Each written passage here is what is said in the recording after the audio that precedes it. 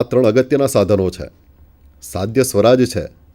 સ્વરાજ કેવું હશે એની વાત આપણે આગળ કરી દીધી છે. અને સ્વરાજ પ્રાપ્ત કરવા માટે કયા સાધનો છે? તો સ્વદેશીનો સ્વીકાર, વિદેશનો બહિષ્કાર અને રાષ્ટ્રીય શિક્ષણ. આ ત્રણ અગત્યના સાધનો છે. આ ત્રણ સાધનો દ્વારા સ્વરાજ પ્રાપ્ત કરી શકાશે એમ તિલક માનતા. તો સ્વદેશી અને વિદેશીની વાત થઈ ગઈ છે. રાષ્ટ્રીય શિક્ષણ. રાષ્ટ્રીય શિક્ષણ કેવું હશે? તો તિલક કહે છે કે રાષ્ટ્રીય શિક્ષણમાં બે બાબતો સૌથી અગત્યની હશે. એક તો એમાં આજીવિકા માટે તાલીમ આપવામાં આવતી હશે. વિદ્યાર્થીઓ આજીવિકા કમાઈ શકે, અર્થોપાર્જન કરી શકે એ માટે શાળા કોલેજોમાં શીખવવામાં આવતું હશે. જેમ કે સુથારી કામ છે, કડિયા કામ છે, કુંભકારનું કામ છે. આવા કામો એમને, કૃષિ છે, આવા કામો એમને શીખવવામાં આવે જેથી આજીવિકા મેળવી શકે. અને બીજું ધાર્મિક શિક્ષણ આપવામાં આવશે. ધાર્મિક શિક્ષણ એટલા માટે કે જો એ સાચા અર્થમાં ધર્મોને સમજે, કોઈ એક ધર્મની વાત નથી, અહીં હિન્દુ ધર્મની વાત નથી, તમામ ધર્મોનું શિક્ષણ અપાશે જેથી બધા ધર્મો પ્રત્યે આદર થાય અને ધર્મો વચ્ચેના જે ઝઘડાઓ છે એનો અંત આવે.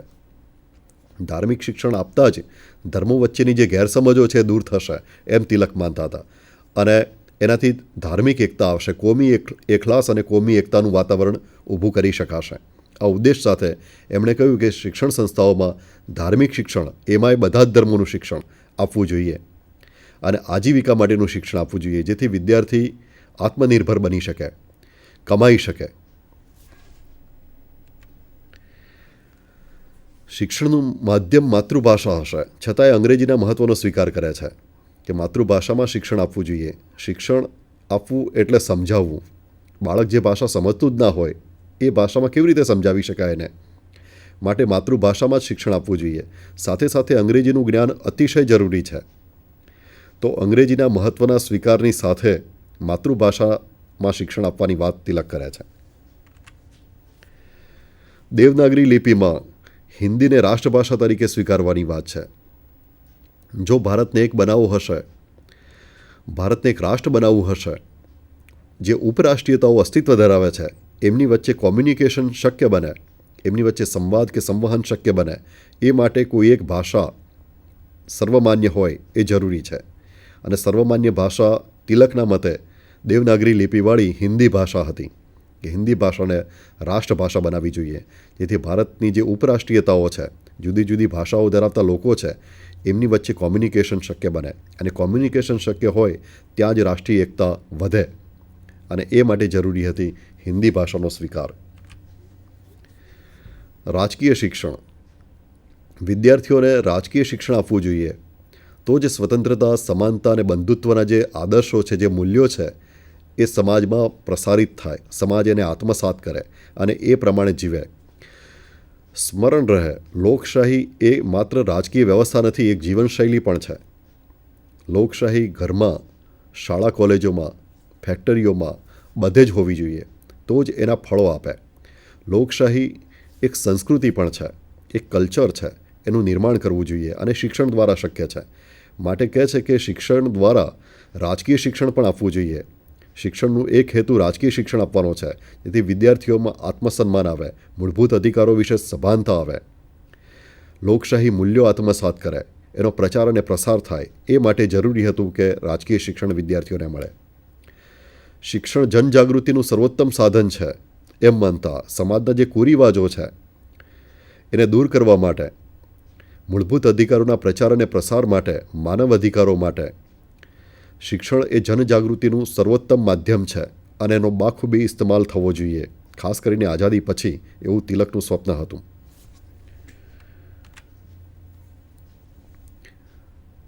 અંગ્રેજોએ કહ્યું, ખાસ કરીને સર વેલેન્ટાઇન શિરોલે કહેલું કે તિલક એ ભારતની અશાંતિના પિતા છે. ભારતમાં અત્યાર સુધી શાંતિ હતી. જો ભારતને કોઈ આંદોલિત કર્યો હોય, અંગ્રેજો વિરુદ્ધ, અંગ્રેજ સરકાર વિરુદ્ધ કોઈને આંદોલિત કર્યો હોય તો એ તિલકે કર્યો છે. માટે તિલક એ ભારતની અશાંતિના પિતા છે. તિલક માટે આ ખરેખર બિરુદ હતું. એમના માટે આ ગૌરવની વાત હતી કે પહેલીવાર એક એવા નેતા મળ્યા આપણને, એવા લોકમાન્ય મળ્યા આપણને કે જેણે ભારતને આંદોલિત કર્યો, જનજાગૃતિ લાવવામાં મોટો ફાળો આપ્યો. તિલક માટે આ ગૌરવની વાત હતી. વિદ્યાર્થી મિત્રો, અત્યારે જે નવી પરીક્ષા પદ્ધતિ આવી છે એમાં ખાસ કરીને MCQમાં આવા પ્રશ્નો વધારે પૂછાતા હોય છે. તિલકે કઈ સંસ્થાઓની સ્થાપના કરી હતી, આ સંસ્થાની સ્થાપના કોણે કરી હતી, તો એ માટે જો થોડુંક આપણે જોઈ લઈએ. પુણેમાં ન્યૂ ઇંગ્લિશ સ્કૂલની સ્થાપના કરી. હોમ રૂલ લીગ આ બહુ અગત્યની સંસ્થા હતી, એની સ્થાપના પણ તિલકે કરેલી. શ્રીમતી એની બેસન્ટ પણ એમાં હતા, તમે જાણો છો. ડેક્કન એજ્યુકેશન સોસાયટીની સ્થાપના કરી. ડેક્કન એટલે દક્ષિણનો ભાગ. મહારાષ્ટ્ર પછીનો જે વિસ્તાર છે એ દક્ષિણનો વિસ્તાર, એને અંગ્રેજીમાં ડેક્કન કહેવાય. ડેક્કન એજ્યુકેશન સોસાયટીની સ્થાપના કરેલી. પૂનામાં ફર્ગ્યુસન કોલેજની સ્થાપના કરી. મહારાષ્ટ્ર વિદ્યા પ્રચારક મંડળની સ્થાપના. ઓરાયન ગ્રંથ લખ્યો. તિલકે ગીતા ઉપર પણ ગ્રંથ લખેલો છે. આર્કટિક હોમ ઇન ધ વેદાઝનું પ્રકાશન કર્યું. ગીતા રહસ્ય લખ્યું. મરાઠીમાં કેસરી અને અંગ્રેજીમાં મરાઠા આ 2 છાપા બહાર પાડતા તિલક એમના વિચારોના પ્રચાર અને પ્રસાર માટે. અને અંગ્રેજોએ આ બંને પર પ્રતિબંધ મૂકેલો, કેસરી અને મરાઠા પર. હવે ગોપાલ કૃષ્ણ ગોખલે. ગોખલે અને તિલક બંને સમકાલિક હતા, એક જ સમયે, અને ખાસ કરીને મહારાષ્ટ્રના બંને નેતાઓ એક જ સમયે અસ્તિત્વ ધરાવતા. કોંગ્રેસમાં 2 તડા પડેલા આપણે જાણીએ છીએ, જહાલવાદી અને મવાળવાદી. જહાલ નેતા આપણે તિલકની વાત કરી દીધી. હવે ગોખલેને જોઈએ. ગોખલે મવાળવાદી નેતા હતા અને ગાંધીજીના ગુરુ. ગાંધીજીના ગુરુ બનવાના કેટલાક લક્ષણો એમનામાં હતા જ, જે આપણે જોઈશું. હવે આ તસવીર ગોખલેની છે. ગાંધીજી કહેતા કે મહાત્મા ગોખલે, ગોખલે મને ગંગા જેવા લાગ્યા. એ આ ગોખલે સાહેબ, આ ગોખલેનો ઐતિહાસિક ફોટો છે. આ એમના હસ્તાક્ષર છે. ગોખલે બ્રિટિશરોની ઉદારતા અને ન્યાયપ્રિયતામાં વિશ્વાસ ધરાવતા હતા. ગોખલે વિશે વાત કરીએ એ પહેલાં તમને એક વાત કહું કે ફ્રેન્ચ ચિંતક બર્કનું એક પ્રસિદ્ધ પુસ્તક હતું, reflections on the French revolution. એની અંદર જે ક્રમિક સુધારાની વાત છે, ધીમે ધીમે સુધારા કરતાં કરતાં આગળ વધવું જોઈએ. બુદ્ધિગમ્ય ક્રમિક સુધારા કરવા જોઈએ. ઓચિંતી જો ક્રાંતિ લાવી દેશો તો એ સમાજ પચાવી શકશે નહીં. આવું લગભગ એનો સાર હતો. આ સારને ગોખલેએ આત્મસાત કર્યો હતો. ગોખલે ઇતિહાસ અને અર્થશાસ્ત્રના પ્રકાંડ પંડિત કહેવાતા. એમને બ્રિટિશરોની ઉદારતા અને ન્યાયપ્રિયતામાં વિશ્વાસ હતો. મૂળભૂત રીતે તો માનવ સ્વભાવની અંદર રહેલું જે સારાપણું છે એમાં એમને વિશ્વાસ હતો. ગાંધી પણ કહેતા કે દરેકના હૃદયમાં રામ વસેલો છે. ગોખલેને પણ અંગ્રેજોના સારાપણામાં વિશ્વાસ હતો, એમની ન્યાયપ્રિયતામાં. ખાસ કરીને બ્રિટિશ પ્રજામાં એમને વિશ્વાસ હતો કે બ્રિટનના લોકો ન્યાયપ્રિય છે અને ઉદારવાદી છે. ભારત બ્રિટનના સહયોગમાં વિશ્વાસ, કે જો ભારત અને બ્રિટન વચ્ચે સહયોગ રહેશે તો ભારતને ઘણા લાભ થયા છે અને થશે, એમ ગોખલે માનતા. ગોખલે કહેતા કે બ્રિટિશ શાસકોની સામ્રાજ્યવાદી જે નીતિ છે એની સામે મને વાંધો છે. એમણે એવો સામ્રાજ્યવાદ ભારતમાં અપનાવવો જોઈએ જેવો કેનેડામાં છે, ઓસ્ટ્રેલિયામાં છે અને ન્યૂઝીલેન્ડમાં છે. ન્યૂઝીલેન્ડ, કેનેડા અને ઓસ્ટ્રેલિયામાં જેમ બ્રિટિશ સામ્રાજ્યની અંતર્ગત છે છતાંય સ્વતંત્ર છે, એવી જ સ્થિતિ ભારતની હોવી જોઈએ, એમ ગોખલે માનતા. ગોખલે કહેતા કે અંગ્રેજોને કારણે ભારતને ઘણા લાભો થયા છે. ખાસ કરીને એ લાભો એ ગણાવતા કે એક તો ભારતમાં વ્યવસ્થાની સ્થાપના થઈ, કાયદો અને વ્યવસ્થાની સ્થાપના થઈ છે. અંગ્રેજી ભાષાને કારણે ભારતના લોકો લોકશાહી અને સ્વતંત્રતાના સંપર્કમાં આવ્યા. રેલવે, તાર ટપાલ એ વ્યવસ્થાઓ તો જાણીતી છે, પણ એમને સૌથી અગત્યની વસ્તુ આ લાગતી કે કાયદો અને વ્યવસ્થાની સ્થાપના થઈ આખા ભારતમાં. અને બીજું અંગ્રેજી ભાષા, એના સંપર્કને કારણે લોકો લોકશાહી અને સ્વતંત્રતા જેવા જે નવા મૂલ્યો છે એના સંપર્કમાં આવે છે, વૈજ્ઞાનિક અભિગમ આવે છે. આ વાતો ગોખલેને ગમતી. રાનડેની જેમ ગોખલે પણ એમ જ માનતા કે આ દૈવી ઈચ્છાનું પરિણામ છે અંગ્રેજોનું ભારતમાં આવવું એ, અને એનાથી ભારતને લાભ થયો છે. જો ભારત અને બ્રિટન વચ્ચે સહયોગ થાય તો ભારતીયોને ઘણો લાભ થશે, થયો તો છે જ અને હજુ થશે, એમ ગોખલે માનતા. બંધારણીય સાધનો અને કાયદેસરના આંદોલનમાં એમને અડગ વિશ્વાસ હતો. ગોખલે ક્રમિક સુધારાઓમાં માને છે. ધીમે ધીમે આઝાદી તરફ જવાનું કહે છે. એમને પણ સ્વશાસન જોઈએ છે, મુકમ્મલ આઝાદી જોઈતી નથી. કે અંગ્રેજો ભારતમાંથી જાય અને ભારતીયો સંપૂર્ણપણે આઝાદી મળે, એ એમનું દૂરનું લક્ષ્ય હતું. મુકમ્મલ આઝાદી, સંપૂર્ણ સ્વતંત્રતા એ એમનું દૂરનું લક્ષ્ય હતું. પણ એ સમયનું લક્ષ્ય એ હતું કે ધીમે ધીમે આપણે સ્વશાસન તરફ જઈશું. બ્રિટિશ વહીવટીતંત્રને સ્થાને ભારતીય વહીવટીતંત્ર આવે. અને એ માટે આટલું કરવાની જરૂર છે કે બંધારણીય સાધનો દ્વારા અને કાયદેસરના આંદોલનમાં એમને વિશ્વાસ હતો કે તમારી જે માગણીઓ છે બ્રિટિશ સરકાર સામેની, એ બંધારણીય સાધનો દ્વારા માગવામાં આવે, કાયદેસરના આંદોલન દ્વારા. એમાં ખાસ કરીને અરજીઓ કરવી, વિનંતીઓ કરવી, ન્યાય માટે પ્રાર્થના કરવી. પ્રાર્થના એટલે એપ્લિકેશન, અરજી કરવી, ડેલિગેશન મોકલવું, પ્રતિનિધિ મંડળ મોકલવું અને ચૂંટાયેલા સભ્યો દ્વારા ઠરાવો પસાર કરાવવા. આ એમના કાયદેસરના સાધનો અથવા તો બંધારણીય સાધનોનો ખ્યાલ હતો. ગોખલે એ પણ કહેતા ક્યારેક કે કર નહીં આપવો એ પણ કાયદેસરનું આંદોલન છે. આ અગત્યની વાત છે. ક્યારેક ક્યારેક એમ પણ કહેતા કે કર નહીં આપવો એ પણ કાયદેસરનું સાધન છે. જો ગાંધી પહેલાંની આ અસરો જોવા મળ્યા છે. ગાંધીજી એમ કહેતા કે ગોખલે મારા રાજકીય ગુરુ છે. હકીકતમાં ગાંધીની જો આપણે કોઈ પ્રવૃત્તિઓ જોઈએ, એના વિચારો જોઈએ તો આપણને બંનેની અસર જોવા મળે છે. ખાદી, સ્વદેશીની વાત એ ગોખલેમાં નથી, એ તિલકમાં છે. ગાંધી તિલકમાંથી લે છે. કાયદેસરના આંદોલનો, સવિનય કાનૂન ભંગ, વિનય સાથે કાયદો તોડવો, આ વાત ગોખલે અને તિલક બંનેની સંયુક્ત અસર છે. આંદોલનો કરવા બંનેની સંયુક્ત અસરો છે. છતાંય ગાંધી એમ કહે છે કે ગોખલે મારા ગુરુ છે. જ્યાં ક્રમિક સુધારાની વાત છે, અંગ્રેજોની ન્યાયપ્રિયતા અને ઉદારતામાં વિશ્વાસ છે અને માનવ સ્વભાવમાં રહેલા સારાપણામાં વિશ્વાસ છે, ત્યાં ગાંધી અને ગોખલેના વિચારો ઘણા મળતા આવે છે.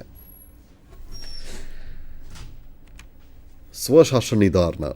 સ્વશાસન કોને કહેવાય? જેમ તિલક વિશે આપણે વાત કર્યું કે તિલક કહેતા કે સ્વરાજ એટલે અંગ્રેજો ભારતમાંથી જાય ને ભારતમાં લોકશાહી આવે, એ સ્વરાજ છે. વહીવટીતંત્ર લોકોને જવાબદાર હોય, એ સ્વરાજ છે, એમ તિલક કહેતા. ગોખલે કહે છે સ્વશાસન એટલે શું? તો સ્વશાસનનો એમનો ખ્યાલ એવો હતો કે સ્વશાસન એટલે પોતાનું શાસન, ભારતના લોકોનું શાસન. અંગ્રેજોના વહીવટીતંત્રને સ્થાને ભારતીય વહીવટીતંત્ર આવે. વિધાન પરિષદોમાં ચૂંટાયેલા પ્રતિનિધિઓ બેસે, એમને વાસ્તવિક સત્તાઓ આપવામાં આવે. આ સ્વશાસનનો એમનો ખ્યાલ હતો. એમણે એમ પણ કહ્યું કે બીજા દેશોમાં, બીજા રાષ્ટ્રોમાં એ રાષ્ટ્રના લોકો જેવી સ્વતંત્રતા ભોગવે છે એવી જ સ્વતંત્રતા ભારતના લોકો ભોગવે, એ સ્વશાસન છે. પણ એ સમયે ઈચ્છતા હતા કે બ્રિટિશ સામ્રાજ્યની અંદર જ આપણને સ્વશાસન મળે. આ સૌથી અગત્યની વાત છે. જહાલ અને મવાળ વચ્ચે આ બહુ મોટો ફરક અહીં પડી જાય છે. સત્તાના કેન્દ્રીકરણનો વિરોધ કર્યો. ગોખલે માનતા કે જ્યાં સત્તાનું કેન્દ્રીકરણ છે ત્યાં ગુલામી છે, જ્યાં સત્તાનું વિકેન્દ્રીકરણ છે ત્યાં સ્વતંત્રતા છે. સત્તાનું વિકેન્દ્રીકરણ કરતા રહેવું જોઈએ. સત્તાના વિકેન્દ્રીકરણ માટે એમનો ખ્યાલ એવો હતો કે પ્રાંતોની અંદર પ્રાંતીય સરકારો હોય, પ્રાંતીય વિધાન પરિષદ હોય અને લોકોના ચૂંટાયેલા પ્રતિનિધિઓ એમાં બેસતા હોય. એટલું જ નહીં, લોકો દ્વારા નિયુક્તિ પણ થતી હોય. ઓછામાં ઓછા 3 ભારતીય સભ્યોની પ્રાંતીય વિધાન પરિષદોમાં નિયુક્તિ થાય. જિલ્લામાં કલેક્ટરની મનસ્વીપણાને નાથવા માટે જિલ્લા પરિષદ હોય, જે જિલ્લાના લોકોની બનેલી હોય અને કલેક્ટરને સલાહ આપતી હોય. અને ગ્રામ્ય સ્તરે ગ્રામ પંચાયતોની પાસે સત્તા હોય. આમ 3 સ્તરે સત્તાનું વિકેન્દ્રીકરણ કરવું જોઈએ. જો સત્તાનું વિકેન્દ્રીકરણ થશે તો સ્વતંત્રતા મળશે, એમ ગોખલેનું માનવું હતું. કોમી એકતામાં અતૂટ વિશ્વાસ. ખાસ કરીને શિવાજી મહોત્સવ અને ગણેશોત્સવ, તિલકના જે કાર્યક્રમો હતા એનાથી ગોખલે દૂર રહેતા હતા. એટલા માટે કે ગેરસમજો ઊભી ના થાય, જેથી કોમી એકતા બની રહે. ખાસ કરીને હિન્દુ મુસ્લિમ એકતા બનાવી રાખવી એ પણ એ વખતનો બહુ અગત્યનો પ્રશ્ન હતો, આઝાદી પહેલાંનો. સ્વદેશનું સમર્થન પણ વિદેશીના બહિષ્કાર પ્રત્યે આશંકા. ગોખલે કહેતા કે સ્વદેશનું આંદોલન દેશભક્તિપૂર્ણ આંદોલન છે, એક સારું આંદોલન છે અને જરૂરી છે. પણ વિદેશના બહિષ્કારના પરિણામો સ્પષ્ટ નથી. વિદેશનો બહિષ્કાર કરવો કે કેમ, અને જો કરીશું આપણે વિદેશનો બહિષ્કાર તો એનાથી આપણે ઈચ્છીએ છીએ એવા પરિણામો આવશે કે કેમ, એ વિશે કોઈ સ્પષ્ટતા નથી. જ્યારે સ્વદેશનો સ્વીકાર એ સારી બાબત છે. એટલે ગોખલે સ્વદેશને સ્વીકારે છે ખરા, પણ વિદેશના બહિષ્કારની વાત કરતા નથી. જ્યારે તિલક બંને કહે છે, તિલક કહે છે કે સ્વદેશી તમે સ્વીકારો છો એનો અર્થ એ કે તમે વિદેશનો બહિષ્કાર કરો છો. ત્યારે ગોખલે કહે છે કે ના, એનો અર્થ એવો થતો નથી. તમે સ્વદેશી સ્વીકારો છો પણ વિદેશનો બહિષ્કાર કરતા નથી, કારણ કે વિદેશના બહિષ્કારના પરિણામો સ્પષ્ટ નથી, એમ ગોખલે કહેતા. રાજકારણનું આધ્યાત્મિકરણ. જો ગાંધીજીના ગુરુ છે, ગાંધીજી પણ રાજકારણમાં આધ્યાત્મિકતા લાવ્યા છે. સ્પિરિચ્યુઅલાઇઝેશન ઓફ પોલિટિક્સ, રાજકારણનું આધ્યાત્મિકરણ કરે છે. કહે છે કે આધ્યાત્મિકતા અને ધર્મ ના હોય તો રાજકારણમાં ભ્રષ્ટાચાર પ્રવેશી જાય.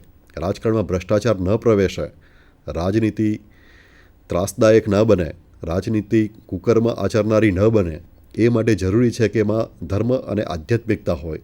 રાજનીતિ એ સેવા માટેનું સાધન છે, રાજકારણ લોકોની સેવા માટે છે, એમ ગાંધી પણ કહેતા, ગોખલે પણ કહે છે. ગાંધી તો કહે છે કે દરિદ્ર નારાયણની સેવા માટે હું રાજકારણમાં આવું છું.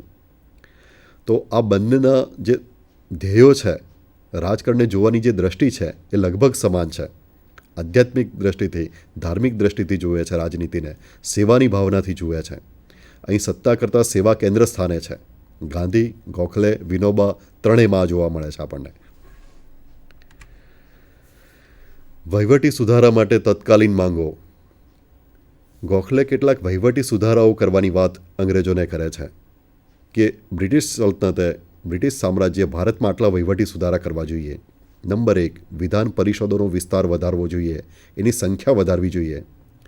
વિધાન પરિષદમાં લોકોમાંથી ચૂંટાયેલા સભ્યોની સંખ્યા વધે અને એને વાસ્તવિક સંસ્થા બનાવી દેવી જોઈએ, વાસ્તવિક સત્તા આપવી જોઈએ, જેથી વિધાન પરિષદો પ્રાંતની અંદર નિર્ણયો લે અને એનો અમલ થાય.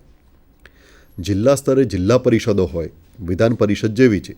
લોકોના ચૂંટાયેલા પ્રતિનિધિઓ અને નિયુક્ત થયેલા પ્રતિનિધિઓ એમાં બેસતા હોય અને કલેક્ટરને સલાહ આપતા હોય. કલેક્ટર એમની સલાહ પ્રમાણે જિલ્લામાં કામ કરે. ગ્રામ્ય સ્તરે ગ્રામ પંચાયતોને સત્તાઓ આપવી જોઈએ, જેથી ગામડાના લોકો ગામમાં પોતાની રીતે શાસન કરી શકે, શાસનનો અનુભવ મળે એમને, એમનું પોતાનું સ્વરાજ હોય.